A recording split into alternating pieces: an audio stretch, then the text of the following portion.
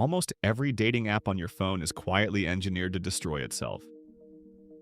Think about what happens when one actually works.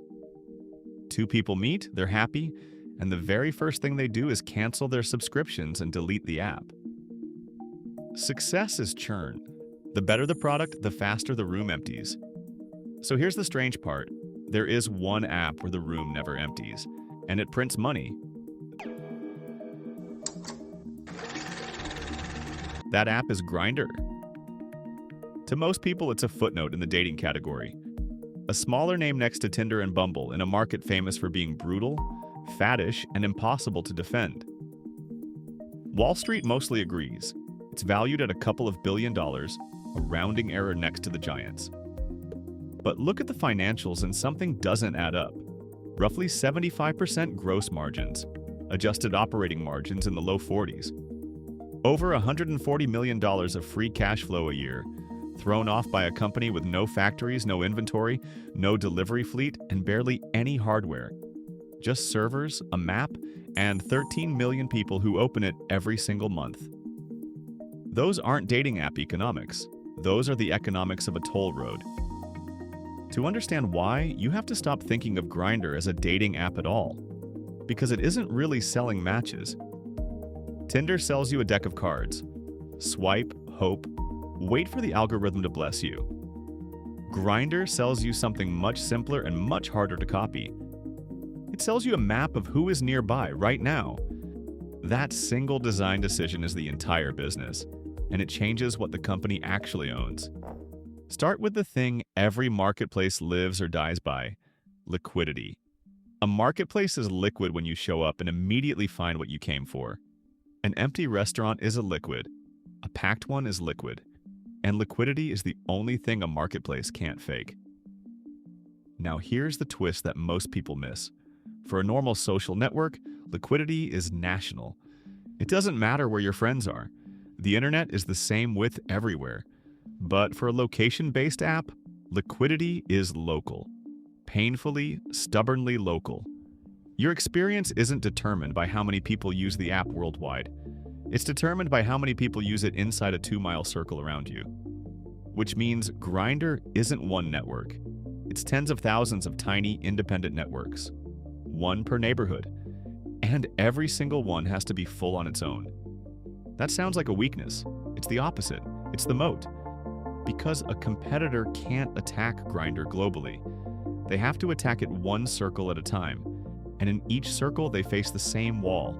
To attract the first user, they need a full grid. To have a full grid, they need users.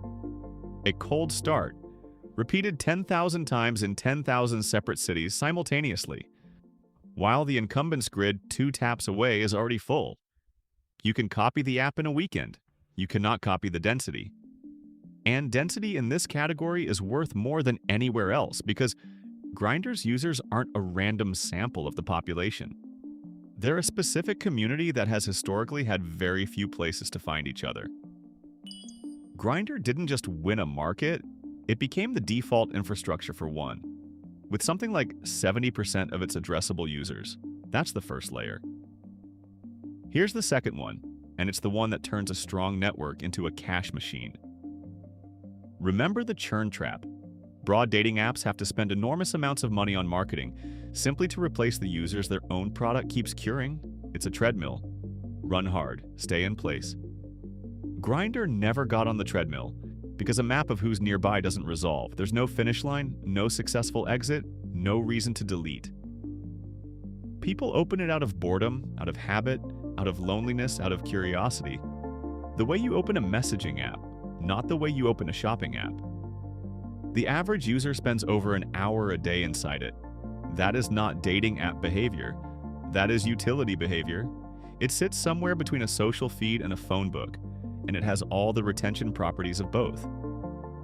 Low customer acquisition cost, near zero marginal cost per user, extreme daily engagement. Stack those three together and you get the margin profile we started with. 75% gross, 40+% adjusted EBITDA. Not because the company is brilliantly run, but because the structure is doing the work. And then there's the part that actually makes investors sit up. Out of those 13-odd million monthly users, only a low single-digit percentage pay for anything. Almost everyone is on the free tier. The paid products, Extra, Unlimited, mostly sell convenience. See more people, filter better, hide when you want to. Which means the company has barely started charging. Now, pricing power is one of those phrases people throw around without meaning anything. Here's what it actually means. Pricing power is the ability to raise your price and watch almost nobody leave. Most companies don't have it. Raise the price of a streaming service and people cancel. Raise the price of a coffee and people walk to the shop next door. The customer has an alternative, so the price is set by the market. But if you're the only liquid network within 2 miles of someone who opens you a dozen times a day, where exactly are they going to go? There is no second grid. The alternative isn't a cheaper competitor. The alternative is nothing. So Grindr can do the quiet thing that compounding businesses do. Raise revenue per paying user year after year in small increments across tiers and watch churn barely move. Not through a dramatic price hike, but through a slow mechanical ratchet. And here's where the room fills up, because a business this defensible attracts a very specific kind of owner. Grindr was bought, sold, bought again, and the version that reached the public markets came through a private equity structure that loaded it with real debt. That debt is a fixed claim on all that beautiful free cash flow.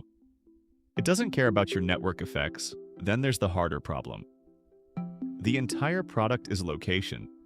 Precise, continuous, deeply personal location data about a population that in large parts of the world faces real danger for being identified. That's not a hypothetical. Grindr has been fined by European regulators over data sharing. Its Chinese ownership was forcibly unwound on national security grounds. It has been the subject of journalism about data brokers, outings, and government tracking. So the same asset that makes the moat, knowing exactly where everyone is also the thing that puts a permanent regulatory target on the company's back. This is the real bear case, not competition. Never competition. The threat to Grindr has never been a better app. It's a law, a leak, or a lender. And yet, look at what those risks have actually done. Fines get paid, policies get rewritten, data sharing partners get cut, headlines land, and the grid stays full. Because none of those events touch the one thing that matters. The density inside your 2-mile circle. That's the strange asymmetry of a local network monopoly. The risks are loud, visible, and priced. The moat is quiet, invisible, and mostly ignored. Which is exactly why a business like this can look expensive on a headline and cheap on the mechanics. Run the arithmetic. A low single-digit share of users pays. Engagement is measured in hours, not minutes. Advertising against 13 million highly engaged daily sessions is barely developed. Every one of those is a lever the company hasn't pulled yet. And each one drops almost straight to the bottom line, because the marginal cost of a paying user on an existing network is approximately zero. The debt is real. The regulatory scrutiny is real. But the cash flow servicing that debt comes from a structure competitors cannot replicate at any price in any city on any timeline. That's the definition of an asset rather than a product. Products get disrupted by better products, assets get disrupted by better assets, and nobody has been able to build a better grid. Because the grid isn't code. It's people standing close together already there. Which brings us back to that empty room. Almost every consumer app is fighting the same losing battle, keeping a room full when everyone has a reason to leave. Grindr solved it by accident of design, by building something people never finish using. And once you see that pattern, you start seeing it everywhere. The auction house where all the serious bidders already are. The exchange where the liquidity lives. The neighborhood app nobody can dislodge. The classified site in a country you've never thought about. These businesses rarely look glamorous. They usually come wrapped in ugly headlines, awkward industries, and legal risk, which is precisely why they stay mispriced. The companies that compound the longest aren't the ones with the best product. They're the ones where leaving costs you the room. This video is sponsored by Moat. Everything we just covered, local density, pricing power, Moats a competitor can't rebuild is simple in theory. Actually finding those companies, that's the hard part. That's exactly what MoatScope is built for. It rates thousands of stocks on the two things that matter most: how strong the moat is and how much you'd pay for it. Quality times valuation on one simple scorecard, so you can spot the widening moats that are actually trading at a fair price. Check out MoatScope at the link below and go find your next compounder.